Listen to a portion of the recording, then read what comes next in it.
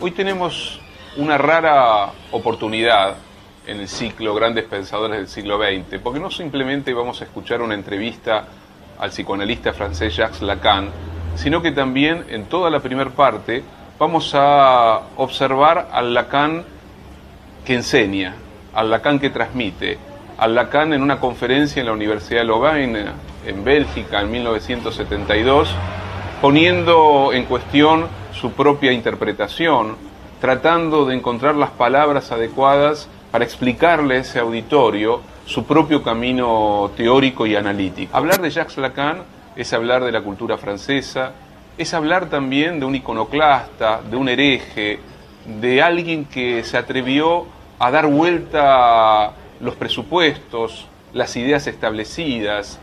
Es también, ¿por qué no?, hablar de un hombre que mezcló saberes, que fue capaz no solamente de absorber críticamente el psicoanálisis freudiano, sino que incorporó la filosofía, la lingüística, la etnología, las matemáticas, que descubrió que era imposible meterse en la máquina psíquica, en el aparato psíquico, en el mundo del inconsciente, sin esas travesías por otros lenguajes que han indagado por el hombre, por la sociedad y sus vicisitudes.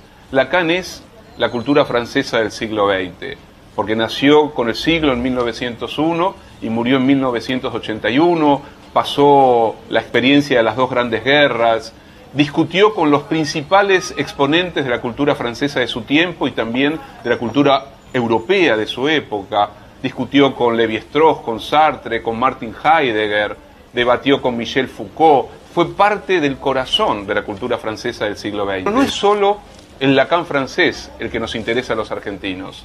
El psicoanálisis, la lengua del psicoanálisis está en nuestra vida cotidiana. Freud está con nosotros, el inconsciente, los lapsus, los fallidos, son parte de la expresividad de la lengua de los argentinos. Y Lacan y la escuela francesa ha dejado y sigue dejando una impronta decisiva en la construcción, no solo psicoanalítica de la tradición argentina, sino también en nuestra vida cotidiana, en nuestra experiencia cultural. Por eso me parece más que significativo poder escuchar a Lacan, poder escuchar su reflexión, digo, herética, compleja, sobre el lenguaje, sobre el inconsciente, esa frase del inconsciente estructurado como lenguaje, que Lacan va a intentar pensar, abrir, multiplicar en un sentido crítico, indagatorio, su manera de rescatar y de releer a Freud, su crítica al psicoanálisis dogmático, ortodoxo, su diálogo con la filosofía, con la lingüística, con la etnología, su compromiso con su época, su reflexión psicoanalítica es también una reflexión, ¿por qué no?, sobre la condición humana, sobre nuestra actualidad, sobre aquello que nos produce interrogación y vicisitud. Escuchar a Lacan, escuchar su conferencia, escuchar esa entrevista, es un modo de recorrer gran parte del siglo XX con un maestro del pensamiento del siglo XX como fue Jacques Lacan. Por eso es interesante ver de qué modo Lacan absorbe todo eso que fue tumultuoso en el mundo de las ideas del siglo que se cerró hace muy poco. Cómo Lacan va a leer a Lévi-Strauss o a Saussure, o cómo va a leer y discutir a Sartre o a Heidegger, o también meterse en el gran debate del psicoanálisis que lo llevará a fundar su propia escuela, su propia mirada y su propia tradición. Lo interesante es poder escuchar a un pensador que es habitante de nuestras propias preguntas y que es contemporáneo de nuestras propias incertidumbres y que está claramente instalado no solo en la cultura del siglo XX universal, sino también en nuestra pequeña provincia, que es la Argentina, y quizás también en nuestros mundos urbanos y en parte de los debates de los últimos 30 o 40 años que han atravesado de lado a lado la vida intelectual, científica, universitaria argentina. Por eso los invito a escuchar a Jacques Lacan, a escuchar su palabra, su peculiar modo de transmitir y de enseñar, allí donde, como diría Lacan, el saber siempre falla, pero en la falla del saber está la oportunidad, ¿por qué no?, de la comprensión y de la verdad.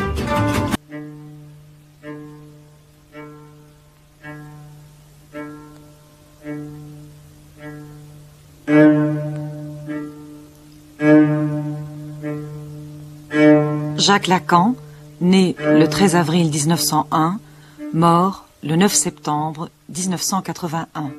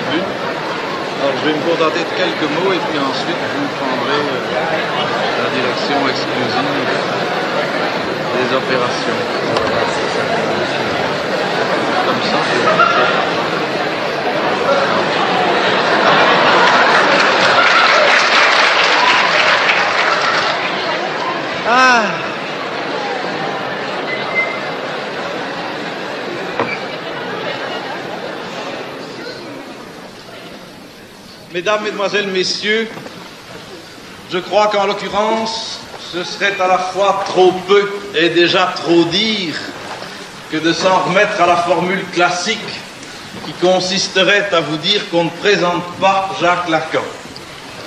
On le présente d'autant moins en l'occurrence que, comme vous avez pu voir, il a choisi, selon son style, tout à fait justement, comme on l'a vu sur les affiches, de parler sans déterminer d'avance, c'est-à-dire sans limiter d'avance son sujet et la manière, soit monologuante, soit dialogante, qu'il allait utiliser pour le traiter.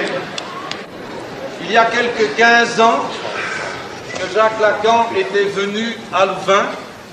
Il avait parlé à l'époque dans une salle beaucoup plus petite et moins remplie à l'Institut supérieur de philosophie.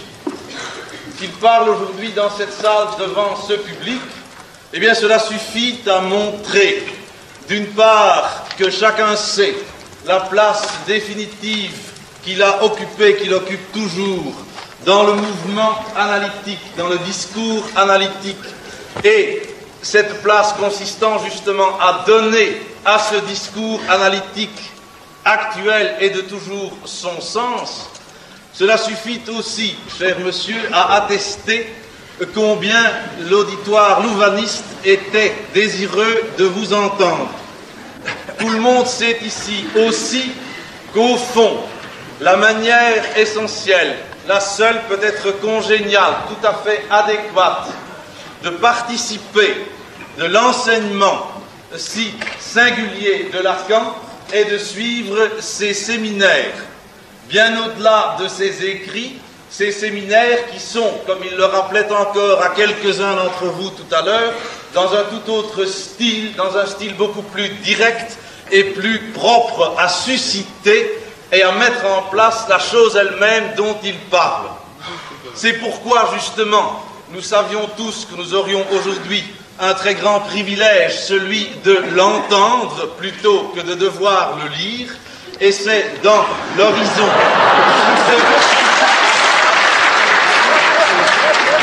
cette constatation applaudie comme vous l'entendez, que je vous demande de prendre la parole. Puisque on a eu la bonté de me présenter,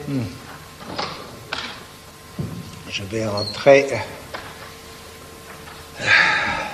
dans la difficile tâche de vous faire entendre ce soir, disons, quelque chose. Je serais reconnaissant aux personnes qui sont à la périphérie de me signaler de la façon qui leur conviendra, si on m'entend bien. Comme je n'aime pas énormément cette sorte d'ustensile, je l'ai mis sous ma cravate, mais si par hasard ça fait un obstacle, ayez la gentillesse de me le dire. On entend? On n'entend pas.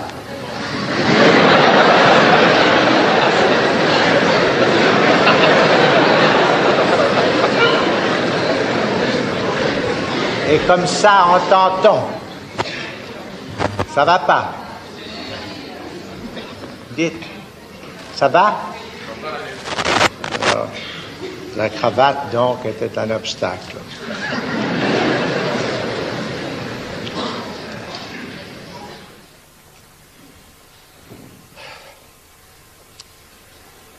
J'ai pris comme ça quelques notes sur un petit papier, parce que j'ai terminé avec les 25 ou 30 personnes qui ont eu la gentillesse de répondre à l'invitation de mes hôtes. J'étais tellement content, parce que ça m'arrive jamais, enfin, qu'on m'extrait 25 personnes avant pour que j'aie une idée d'à qui je vais parler. J'étais tellement content que je suis resté avec eux jusqu'à 6h30, alors que j'étais là depuis 4 heures.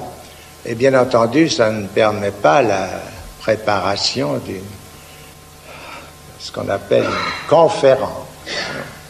J'ai jamais eu la moindre intention de vous faire une conférence, mais j'ai jamais la moindre intention de faire une conférence, mais j'ai un enseignement. J'ai fait ça pendant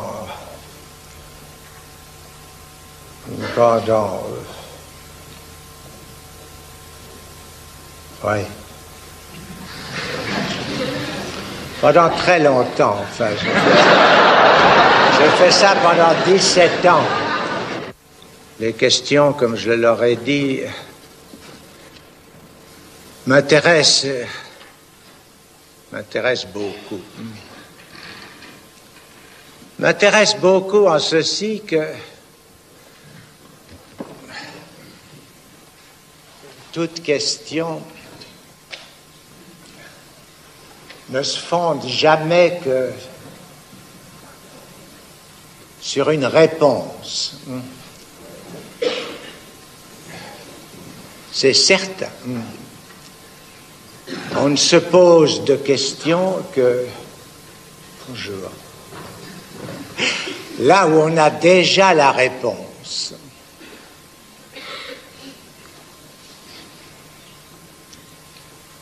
Ce qui a l'air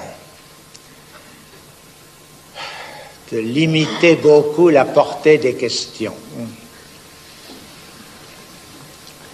Néanmoins, c'était pour moi une occasion de mesurer ce qui pour chacun était la réponse.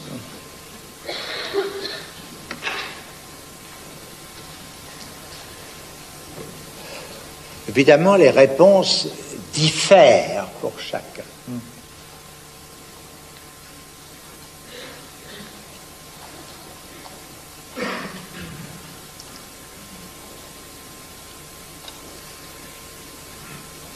C'est même ce qui fait obstacle à ce que, si gentiment, on appelle la communication. Enfin, je vois que j'ai un auditoire. La communication, voilà des gens sympathiques. La communication, ça fait rire. Eh bien, c'est pour moi un très vif encouragement. Enfin, si vous en êtes déjà là,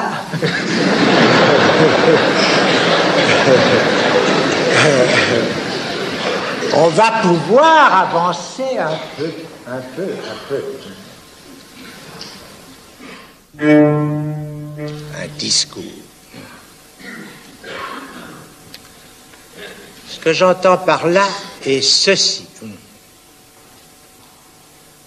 Un discours, c'est cette sorte de lien social qui, c'est ce que nous appellerons un commun accord, si vous voulez bien, l'être parlant, ce qui est un pléonasme, n'est-ce pas? C'est comme parce qu'il est parlant, qu'il est être, puisqu'il n'y a d'être que dans le langage.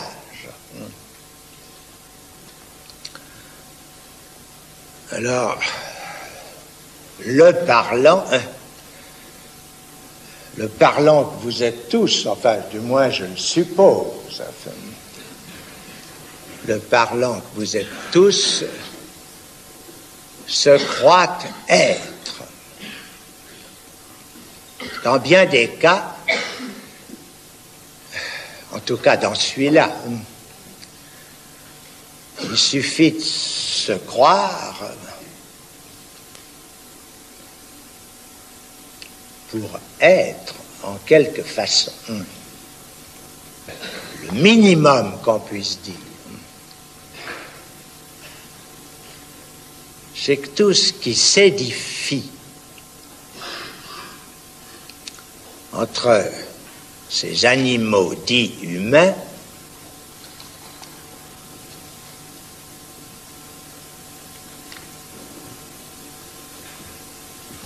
est construit, fabriqué, fondé sur le langage.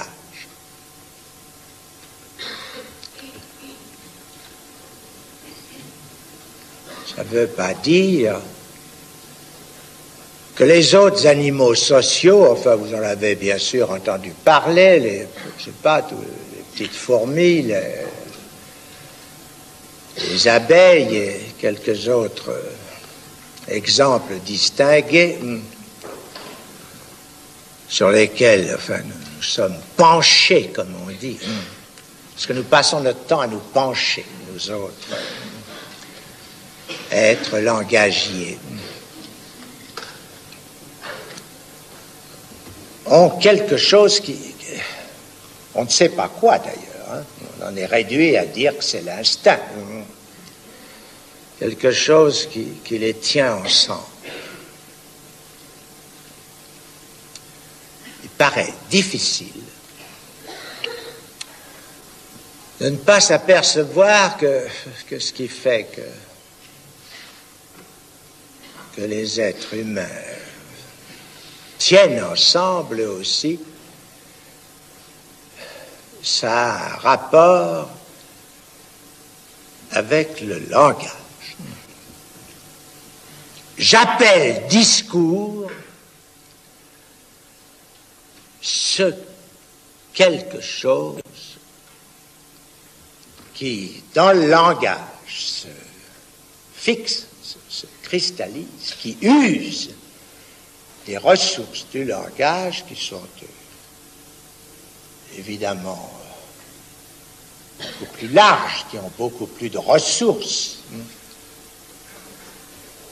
qui usent de ça pour que le lien social entre être parlant, ça fonctionne.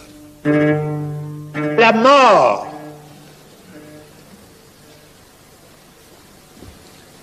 est du domaine de la foi. Vous avez bien raison de croire que vous allez mourir, bien sûr.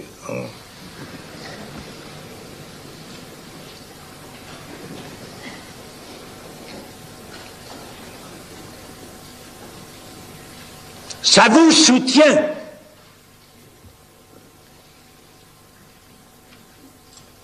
Si vous n'y croyez pas, est-ce que vous pourriez supporter la vie que vous avez?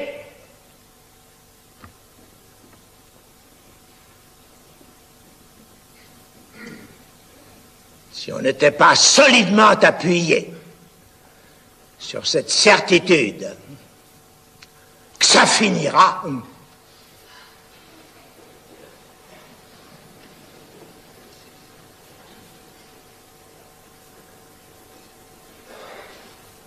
comment est-ce que vous pourriez supporter cette histoire?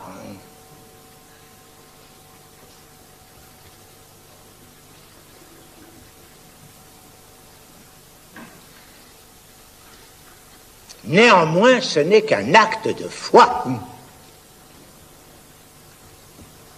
Le comble du comble, c'est que vous n'en êtes pas sûr.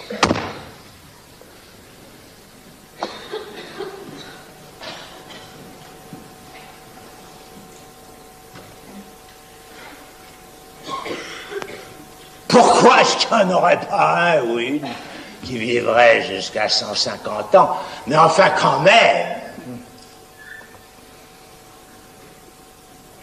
c'est là que la foi reprend sa force. Et alors, au milieu de ça, vous savez, ce que je vous dis là, moi, c'est parce que j'ai vu ça, hein. Il y a une de mes patientes, il y a très longtemps, de sorte qu'elle n'en entendra plus parler. Hein. Sans ça, je raconterai pas son histoire. Elle a rêvé un jour comme ça que l'existence rejaillirait toujours d'elle-même. Le rêve pascalien, une infinité de vies, enfin, se succédant à elle-même, sans fin possible. Elle s'est réveillée presque folle.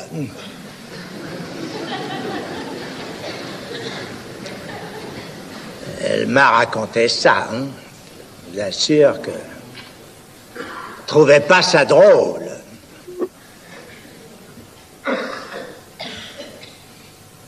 Seulement voilà.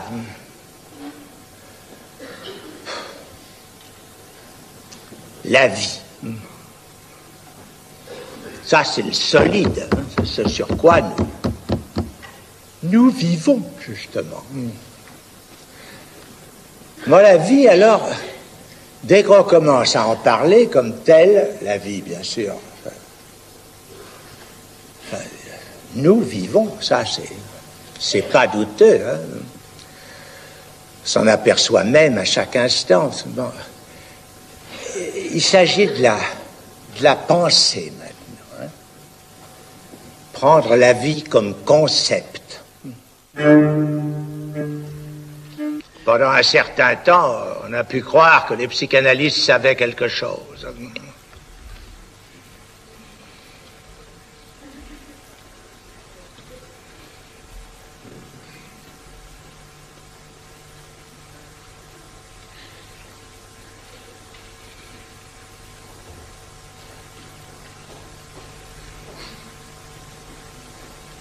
Mais ça n'est plus très répandu.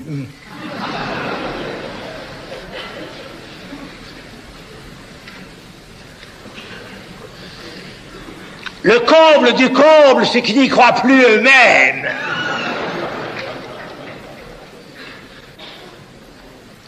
En quoi ils ont tort?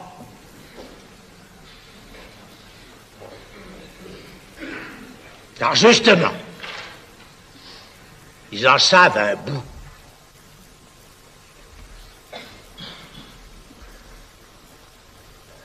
Je manque exactement comme pour l'inconscient, dont c'est la véritable définition. Ils ne savent pas qu'ils le savent.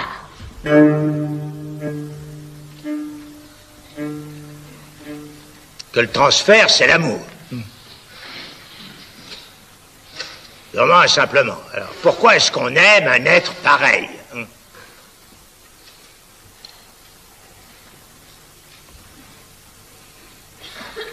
laisse pour l'instant la question en suspens. J'en ai donné une formule, et c'est à propos du transfert que j'ai parlé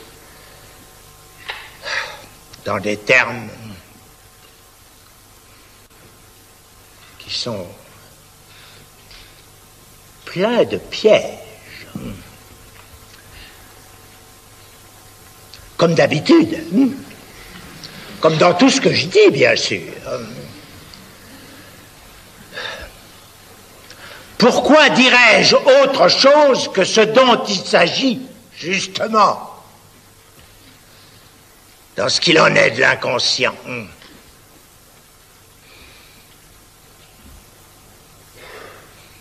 À savoir que le langage, ça ne donne jamais, ça ne permet jamais de formuler que des choses qui ont 3, 4, 5, 10, 25 sens. Le sujet supposé savoir.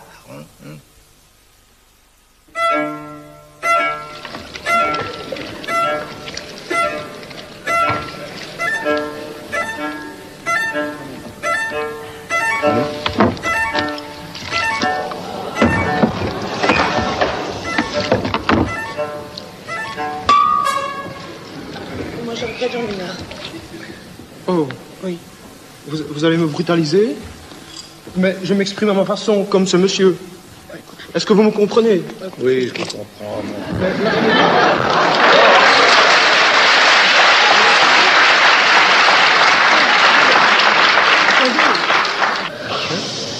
Alors, je voudrais encore ajouter que j'interviens au moment où j'ai envie d'intervenir et que, disons que l'ensemble, ce qui, jusqu'il y a environ 50 ans, pouvait être appelé culture, c'est-à-dire expression de gens qui, dans un canal parcellaire, exprimaient ce qu'ils pouvaient ressentir, ne peut plus, est maintenant un mensonge, et ne peut plus être appelé que spectacle, et être au fond la toile de fond qui relie, au fond, et qui sert de liaison entre toutes les activités personnelles aliénées. Au fond, si maintenant les gens qui sont ici se rassemblent à partir d'eux-mêmes et authentiquement veulent communiquer, ça sera sur des toutes autres bases et avec une toute autre perspective. Il est évident que ce n'est pas une chose qu'il faut attendre des étudiants qui sont par définition ceux qui, d'un côté, s'apprêtent à devenir les cadres donc, du système avec toutes leurs justifications et qui sont précisément le public qui, avec sa mauvaise conscience, va se repaître précisément des résidus des avant-gardes et du spectacle en décomposition. C'est pour ça que je choisis précisément ce moment pour venir m'amuser, quoi. Parce que si je vois, par exemple, des types qui s'expriment authentiquement quelque part, je ne vais pas précisément venir les ennuyer, mais je choisis spécialement ce moment-ci, quoi. Ouais. Bon. Ouais. Je voulais pas que j'essaye d'expliquer la suite un peu. Quelle suite? Par rapport à ce que je viens... J'aimerais bien que vous me répondiez, par exemple. Oui, bien sûr, mais je vais vous répondre. Mettez-vous là, je vais vous répondre. Je vais vous répondre. Mettez-vous là, tranquille, là où vous étiez. Hein? Peut-être que j'ai quelque chose à vous répondre, pourquoi pas. Hein? Vous voulez jouer aussi? Oui, c'est ça. Une très bonne idée. Bon. Alors, j'en étais, mon Dieu, au langage. J'en étais au langage. Si vous vous êtes, enfin, là, comme ça, exprimé, hein, devant ce public, qui en effet, est tout prêt à entendre, n'est-ce pas, ces déclarations insurrectionnelles. Mais qu'est-ce que vous voulez faire? Où je veux en venir? Oui, voilà. Oui. C'est la question, au fond, que les parents, les curés, les idéologues, les bureaucrates et les flics posent régulièrement aux gens comme moi, hein, oui. qui se multiplient, quoi. Hein. Oui. Je peux vous répondre, je vais faire une chose, c'est la révolution. Oui. Vous voyez? il est clair que au moment où nous en sommes pour le moment, une de nos cibles préférées seront ces moments précis où des gens comme vous sont en train de venir, au fond, apporter à tous ces gens qui sont là la justification de leur misère quotidienne. Au fond, hein, c'est ça que vous faites, vous, hein? Ah, pas du tout. Ouais.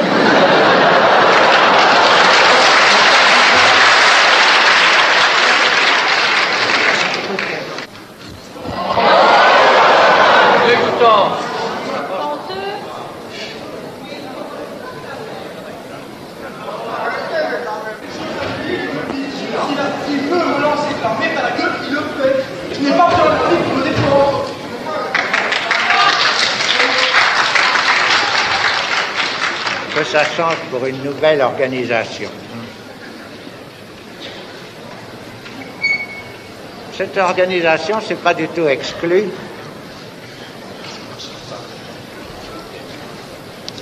C'est pas du tout exclu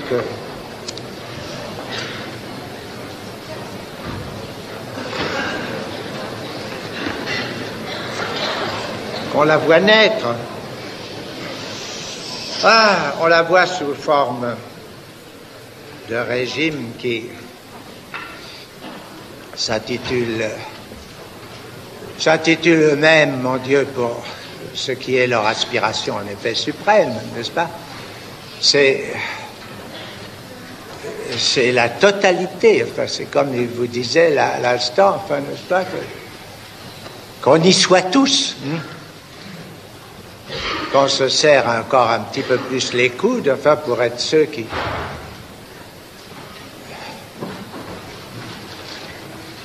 veulent quoi, enfin. Organisation, qu'est-ce que ça veut dire si ce n'est pas un nouvel ordre? Un nouvel ordre, mon Dieu, c'est le retour à quelque chose qui...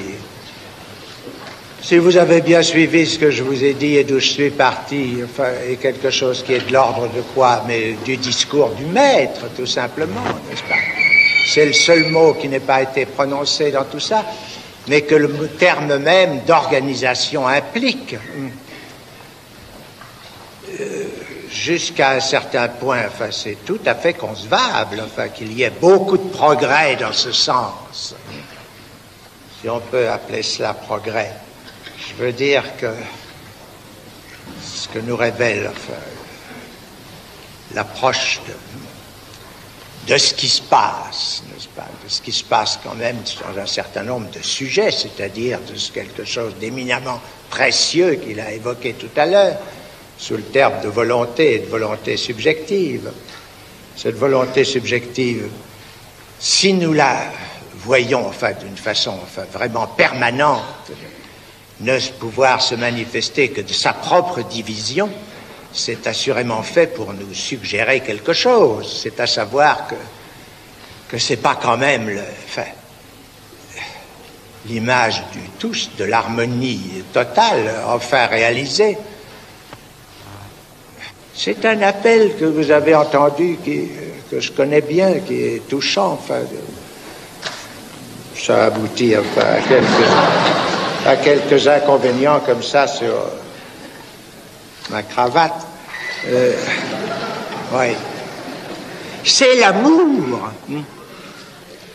C'est l'amour qui vous prêche. Si on était tous comme ça, tous ensemble, à s'aimer, enfin, mon Dieu, enfin, c'est la Jérusalem céleste, n'est-ce pas, qui vient vous annoncer, enfin, ça s'est vu, enfin, quelquefois au cours de l'histoire et jamais dans des moments indifférents. C'est bien justement parce que quelque chose se manifeste qui n'est tout de même strictement inséré, enfin, dans l'ordre du discours. C'est parce qu'il y a eu un discours qui est en train de proliférer, enfin, qui engendre d'innombrables petits qui vous deviennent à tous et à chacun, à moi aussi, enfin, terriblement incommode, à savoir le discours scientifique qui de plus en plus, enfin, est là, enfin, imminent, menaçant par par sa présence, n'est-ce pas? Par l'idée que tout ça va se régler, enfin, en termes de mécanique, de balistique, d'équilibre, de courant, et puis plus on en saura, mieux ça vaudra, et bientôt, enfin, nous saurons comment produire, enfin, tel ou tel type d'individu qui lui saura marcher avec tous, n'est-ce pas? Ce que l'expérience nous montre, c'est évidemment tout autre chose. Ce que l'expérience nous montre, c'est que cet un langage dont j'ai parlé et qui est ce dans quoi vous avez tous cru et grandi, que vous avez reçu chacun, disons le mot, dans votre famille, n'est-ce pas, n'est pas là quelque chose qui vous a été transmis sans vous véhiculer en même temps toute une réalité frémissante et vacillante, enfin, qui est faite du désir de vos parents.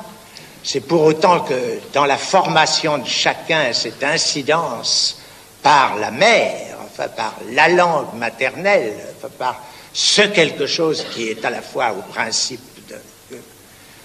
que c'est vers là que se tourne l'amour, que c'est vers cette espèce de frémissant appel, enfin, à l'union dans quelque chose de très évidemment, en effet, comme il l'a dit, aliénant. Enfin, ce qu'il y a d'absolument incroyable, c'est que c'est qu'il s'imagine que c'est en frappant avec ses poings la voûte du ciel que cette aliénation qui est justement ceci, qui fait que, après tout ce qu'il vous disait, c'était quelque chose qui était un appel, et un appel vers quoi? Vers plus de quoi? Vers plus de vérité. Enfin, sa parole lui paraissait vraiment identique, enfin, à cette vérité dont il se trouvait dans l'occasion être l'instrument, le messager, enfin, l'ange, n'est-ce pas, chargé de vous sortir de quoi? Enfin, de votre sommeil, en fin de compte.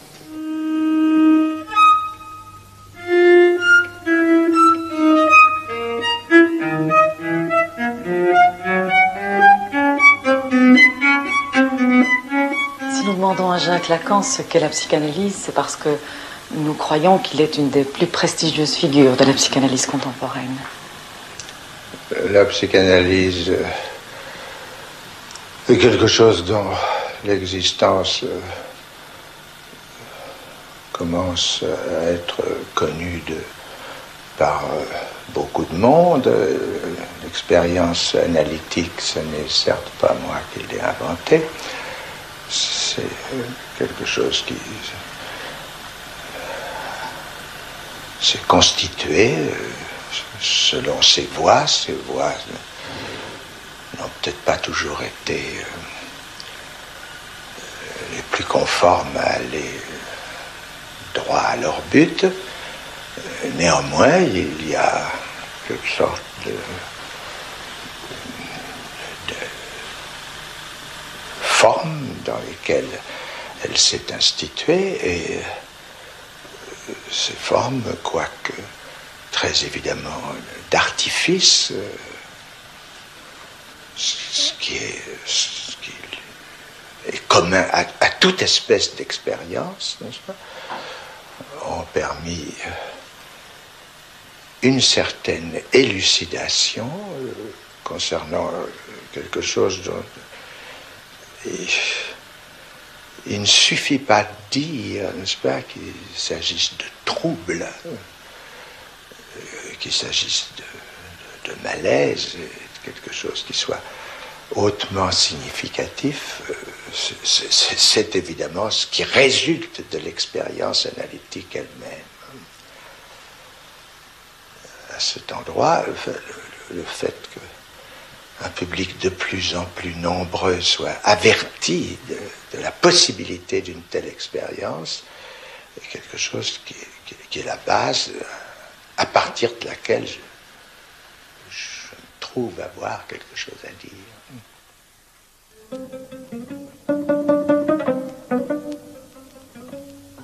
Jacques Lacan a mené un itinéraire indépendant et original.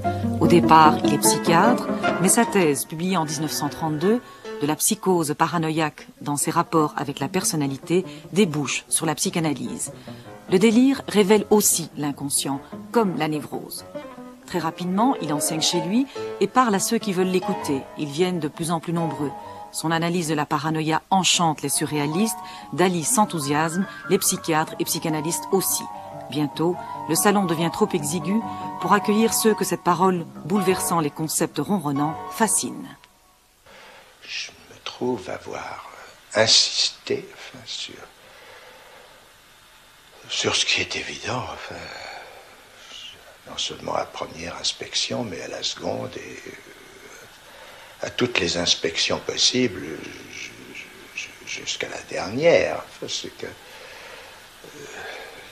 l'analyse est une pratique de langage. La découverte de l'inconscient par Freud, il suffit d'ouvrir un de ses 3 premiers livres, les livres fondamentaux concernant justement la découverte de l'inconscient. Il n'y a pas d'autre appréhension de l'inconscient dans Freud qu'une appréhension langagière. Et c'est d'ailleurs en quoi l'expérience analytique le confirme, c'est que rien n'y passe que par la parole, celle de celui que j'appelle l'analysant ou celle de l'analyste. Il serait quand même extravagant que par rapport à ce fait pratique, on cherche un alibi dans je ne sais quelle construction accessoire. Comment définissez-vous l'inconscient? J'ai défini l'inconscient, c'est devenu un petit bateau. J'ai défini l'inconscient comme étant structuré comme un langage. C'est évidemment pas ici que je m'en vais mettre à en faire le commentaire. Il est certain que c'est à partir de là que commencent les questions. Enfin, comment le fait que ces sortes d'êtres qui ce langage l'habitent, comment est-ce que ça se fait que ce serait à m'en croire, n'est-ce pas, par le véhicule du langage qu'il se trouverait dans tout ce que découvre l'analyse à l'intérieur de ce fait. Comment se fait-il que lui sont transmises des conditions aussi dramatiques, c'est le cas de le dire, n'est-ce pas, que le fait qu'il soit tellement dans la dépendance de tout ce qu'il a attendu dans le monde, et tout spécialement au niveau bien sûr, qui est celui dont il a reçu transmission de ce langage qui est celui qui lui a parlé sa mère. Comment, à travers ça, quelque chose d'aussi prégnant, je peux dire, dominant, n'est-ce pas, que le désir dont il est en somme le résultat, la conséquence, comment sa destinée entière peut-elle être marquée par cela? C'est évidemment là que commence l'exploration, mais le mode d'alibi, plus ou moins prétentieux, désigné sous le terme d'affect, alors que à quelle occasion on n'a jamais pu se produire les 10 affects, ce n'est à l'occasion de déclarations plus ou moins opportunes. C'est là que commence l'expérience analytique, mais ne pas lui donner comme prémisse que c'est bien au niveau du langage. Quel problème? Il me paraissait d'autant plus difficile de l'éviter qu'il ne s'agit pas là du tout d'une question théorique, mais d'une question qui emporte tout l'efficace de la pratique analytique. L'hôpital Sainte-Anne à Paris. La folie s'y trouvait enfermée. Le docteur Lacan s'intéresse à son discours. L'aliéné nous conduit là où on commence à prendre les choses au sérieux.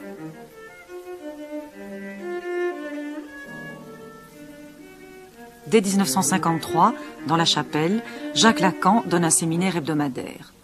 Ensuite, après Benjamin Hall, c'est dans le pavillon Maignan. Lors de chaque séance, il présente des malades à son auditoire et fait entendre le discours du délire et de son signifiant. Il ne s'agit pas de diriger le patient, mais de laisser parler en lui le désir, quel qu'il soit. C'est le retour à Freud. Déjà, la rumeur circule au sujet de cette parole qui fait effraction, qui bouleverse le rapport entre soignant et soigné. 10 ans plus tard, le docteur Lacan est chassé de Sainte-Anne. Quel est le rôle de l'analyste? Est-ce, comme vous l'avez dit hier soir, ce rôle de « je ne te le fais pas dire » ? Oui, je me suis en effet, hier soir, armé, enfin, pour en faire un exemple, pour rendre sensible une dimension qui est celle que j'exprimais en spécifiant que j'ai dit structuré comme un langage, c'est-à-dire une langue particulière. Nous ne connaissons que ça. Enfin, je voulais bien marquer la différence, l'accent, enfin, l'accent précis que cela comporte.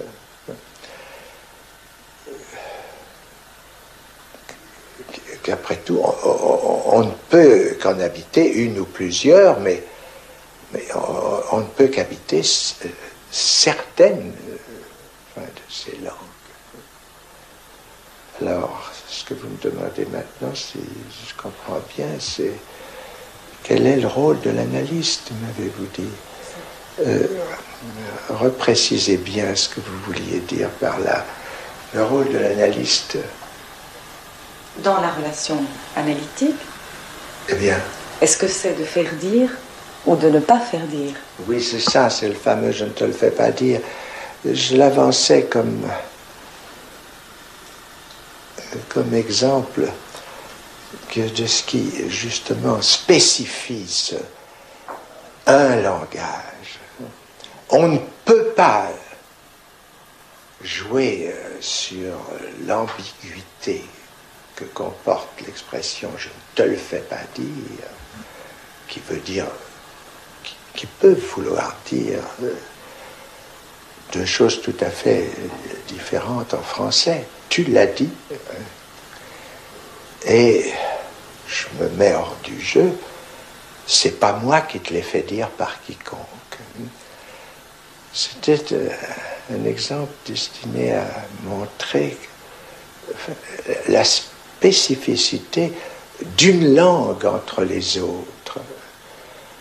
Et c'était pour montrer que l'intervention, souligner que l'intervention analytique est très typiquement ce qui fera toujours usage de cet équivoque. Rue de Lille, numéro 5. Au fond de la cour, escalier de droite, premier étage, le cabinet du docteur Lacan. Combien de personnes, célèbres et inconnues, y sont entrées chaque semaine pour y être analysées? Nul ne le sait. Sur l'analyse elle-même, des bruits divers et critiques ont circulé. L'horaire flottant, la séance souvent minimale, le paiement important. Mais au dire de ceux qui l'ont vécu, cette analyse fut toujours unique.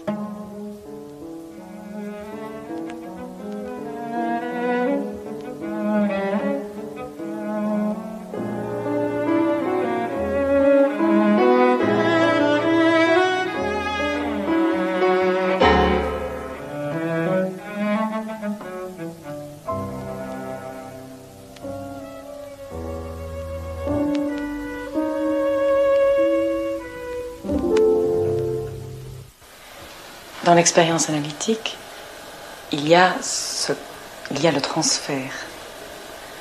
Comment, en tant qu'analyste, vivez-vous cela? En tant que quoi? En tant qu'analyste. Oui. En tant qu'analyste, j'en ai l'expérience. Elle est toujours, même, j'ai pu le constater pour les analystes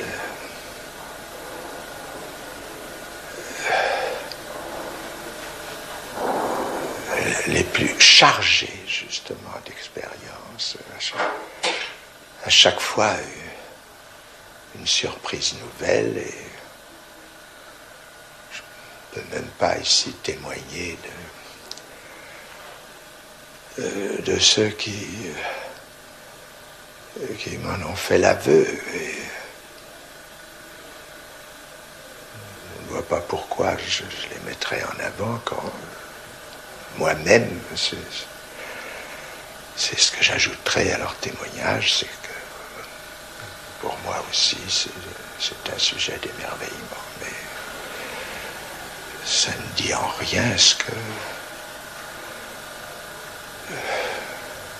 où chacun peut situer, enfin, cette manifestation si sensible et si étonnante à voir dans une expérience que j'ai définie à l'instant par quelque chose qu'on ne se méprenne pas. Ce n'est pas la diminuer que de dire qu'elle est marquée d'un certain nombre d'artifices. Ce n'est pas du tout une raison pour penser que le transfert est lui-même artifice. C'est bien sûr là beaucoup d'analystes s'abriteront, dirais-je, parce que la vérité, la surprise n'est jamais sans provoquer aussi un effet de terreur. S'abriter derrière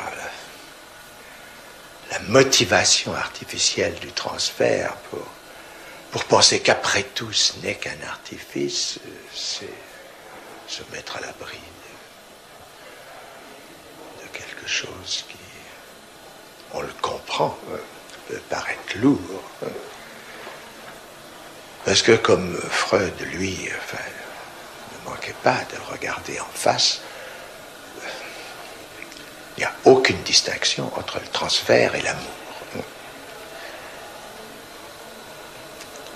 À partir de là, commence la question. Comment, en effet, une situation d'artifice peut-elle déterminer un ordre de sentiments qui paraît un ordre aussi élevé dans l'ordre naturel que l'amour, je dois ajouter, car le transfert n'a pas que cette forme, il a aussi celui de la haine. Mais si l'analyse a démontré quelque chose, c'est le profond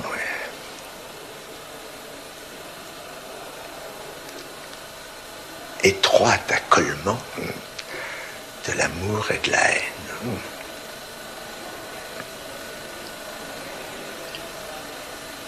J'ai, je crois,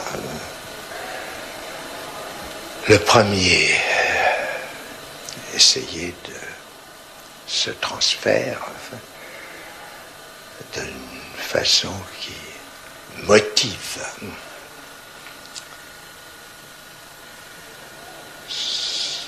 l'ordre élevé de son phénomène. Je l'ai inscrit, la rubrique de ce que l'analyste se trouve effectivement dans l'expérience analytique occupé comme place, et je l'ai épinglé de termes qu'il faut accueillir eux-mêmes que sous la réserve de cette ambiguïté dont je parlais tout à l'heure, le sujet supposé savoir. Quelle est la relation d'un sentiment tel que l'amour avec une formule de l'ordre du sujet supposé savoir? C'est assurément ce qu'il est tout à fait impossible non seulement d'expliquer, mais même seulement de faire sentir dans un aussi court entretien. C'est près du Panthéon que Jacques Lacan émigre de Sainte-Anne. L'École normale supérieure l'accueille, Althusser l'aime. La lecture que Lacan a faite de Freud le guide pour celle qu'il fait de Marx. Le renom de la grande école donne du prestige au séminaire que Jacques Lacan tiendra pendant 5 ans. À l'École normale supérieure, l'esprit règne, Lacan y introduit le corps. L'auditoire est toujours comble. Souvent, au départ, il semblait chercher sa pensée. Il demandait qu'on lui pose une question. Le silence régnait. Puis, la parole prenait son envol. On vivait des minutes prodigieuses avec le sentiment d'avoir participé à quelque chose d'unique. En 1969, la faculté de droit héberge ce nomade qu'aucune instance universitaire ne reconnaît. L'esprit de 68 a marqué le monde intellectuel. Le tout Paris se bouscule. Lors des séminaires, la séduction de Jacques Lacan opère. On est pour ou contre, toujours avec passion, mais aussi avec respect. Philippe Solers. Une salle où Lacan parle ressemble vite à une assemblée de dormeurs. Comme ils ont fini par se rendre compte qu'ils n'entendaient rien, ils amènent leur magnétophone. Les micros pendent aux haut-parleurs comme les béquilles. Ils espèrent que leur tympan un jour s'ouvrira. Pour plus de sûreté, les voilà penchés sur leurs notes. L'objet petit a, le grand autre, le S barré, le tort, le fil de la jouissance phallique, le signifiant maître viennent se bousculer sur les cahiers d'écoliers. Il n'y a pas de rapport sexuel. La femme n'existe pas. La femme n'est pas toute. Les formules négatives, verbalisées, répondent au schéma écrit, affirmé. Tout un art de la répétition, du piétinement, de l'effort mimé, de l'épuisement, du retour en force. Lacan, c'est de la lenteur ponctuée, du soupir, de la passion tortueuse, de l'envolée, de l'anecdote, de l'argot, de la moquerie, de l'insulte, du tonnerre intermittent, du pinaillage à n'en plus finir, de l'ennui massif, du mot d'esprit, du calembour et de la calembredaine, du sublime. L'étonnant est que ça donne comme la nervure exacte d'un gai savoir. Certains psychanalystes disent détenir la clé du normal. N'est-ce pas dangereux? Oui, enfin, c'est une opinion, enfin, à la vérité tout à fait déplacée. Enfin, aucun analyste ne devrait, je ne dis pas. 3. Alors, non, ne recommencez pas toute l'affaire. Moi, j'étais à aucun analyste. Allez, passons à moi. Allez. Aucun analyste ne peut s'autoriser, sous aucun angle, à parler du normal, de l'anormal non plus d'ailleurs. L'analyste en présence d'une demande d'analyse, à savoir s'il pense que cette demande d'analyse a forme propice à ce que le procès analytique s'engage, c'est le cas de le dire, enfin, cordonnier pas au-delà de la semelle, au nom de quoi l'analyste parlerait-il d'une norme quelconque, sinon, permettez-moi la plaisanterie, d'une mal-norme, d'une norme mal. Parole écrite, parole dite, parole filmée. Et ceci est un fait rare. Lacan n'aimait pas cela. Il l'a pourtant autorisé lors d'une conversation téléphonique, évoquant un souci peu connu, de dire la psychanalyse en répondant à des questions simples à un public le plus large possible. Donc sous le couvert de la psychanalyse, il n'y a pas une répression de la liberté.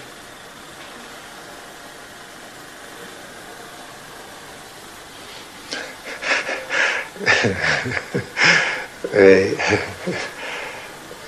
ces termes me font rire, enfin, oui. Je ne parle jamais de la liberté.